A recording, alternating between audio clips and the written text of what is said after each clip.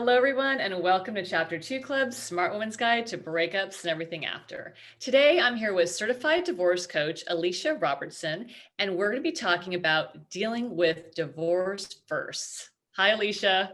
How you doing, Melanie?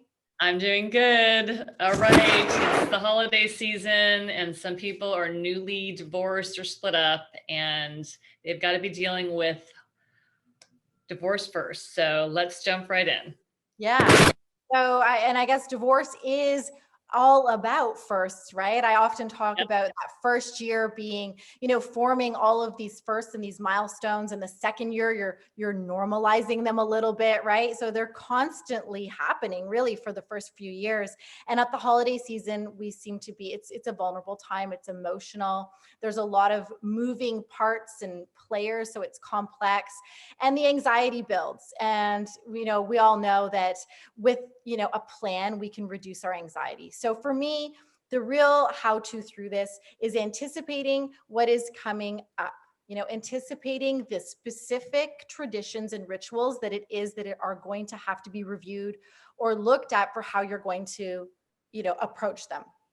It's about becoming aware with how you feel, and what matters to you. So it's both how you feel so that you can make sure that you're having proper healing and recovery and refueling to get yourself through this very vulnerable time. And for me, healing and recovery is strategic. I really approach it in that it's actually about prioritizing yourself and knowing who you are and what you need so that on a consistent basis, you're really working with your self-worth, your self-esteem, your confidence. As your energy rises, so can the community and engagement around you. So having this awareness for, really what we want, and then making a plan, getting into action. So around the holidays, it's very, very, very much about knowing what your priorities are and how you want to thrive through the holidays. So my first Christmas Eve, I practiced Christmas Eve, Christmas Day.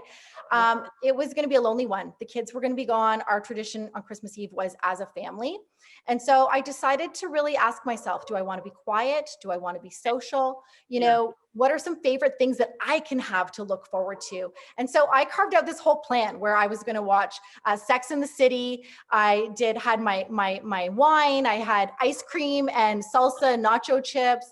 I bought myself a onesie and new slippers because that excited me. And I had a bubble bath. So I had all of these plans. I wanted to take a walk in the fresh fallen snow that we get here in Canada. And I really was able to look forward to those things. So yes, there was still an incredible amount of sadness that I experienced. And, and I felt alone through bits of it, but I had a plan. I had a plan to look forward to and to settle those anxieties on, to be able to just keep reaching for that very most next accessible best feeling and item on the checklist, right? And I'm here to tell you, 5 years later, these traditions and these firsts are still evolving. So having a framework to get through it is super important. It really helps the anxiety and your brain, right, to settle on, how do I work through change? And so that's what I find is the important part, right? Is to be able to really revisit this year over year or first over first. I like that, having a plan, because I remember my first holiday alone, and I wasn't necessarily, I'm not a huge holiday person. I mean, we were as a family, right? But then I guess, and for no reason of being divorced, that I wasn't into the holidays, but I didn't have a plan.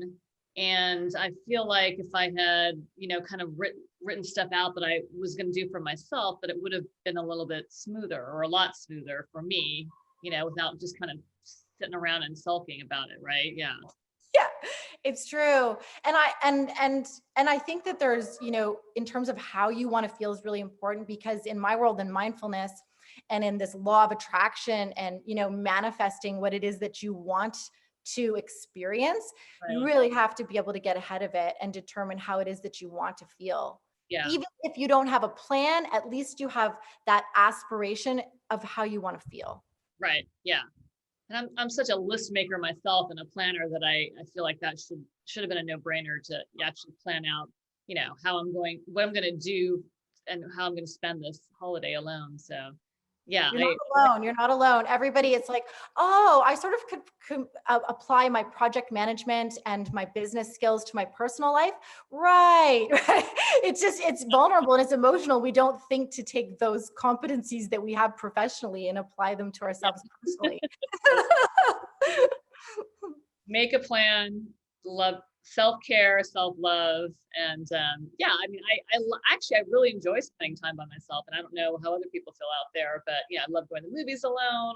Well, now during COVID, it's hard to do, but things like that, shopping or, listening to music and just things that you like to do that no one else, maybe care to do with you. So yeah. And I love that reframe. We talk about that a lot, the difference between alone, and being on your own, right? There's so yeah, much freedom in just being able to do whatever you want.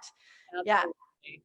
This is great. Well, thank you so much for this tip on divorce first, especially during the holidays. And I hope everyone out there who is going to be going through the holidays alone this year will plan, take care of themselves, have some self-love, and make a list of fun things that they can do for themselves. I love the bubble bath idea.